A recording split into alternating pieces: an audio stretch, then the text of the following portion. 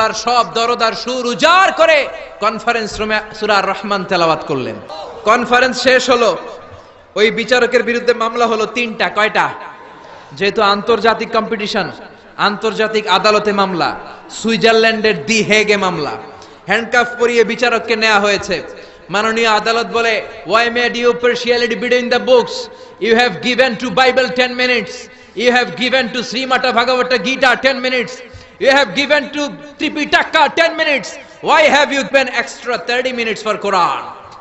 সব ধর্মগ্রন্থরে 10 মিনিট দেওয়ার কথা, বাইবেলরে দিলি 10, শ্রীমত ভগবত গীতারে দিলি 10, ত্রিপিটকরে 10, কোরআনরে অতিরিক্ত 30 মিনিট, মানে আগের 10 আর 30 মিলে 40 মিনিট দিলি। বিচারক বলে, অনারেবল জাজ, I have a humble question to you. মাননীয় আদালত, আমার একটা বিনয়ের প্রশ্ন আছে। আদালত তো টাসকি খেয়ে গেছে, কিরে আমার এবার প্রশ্ন করে কেন? বিচারক বলে, আমার প্রশ্ন হচ্ছে, বিচারক তো আমি নিজে হই নাই,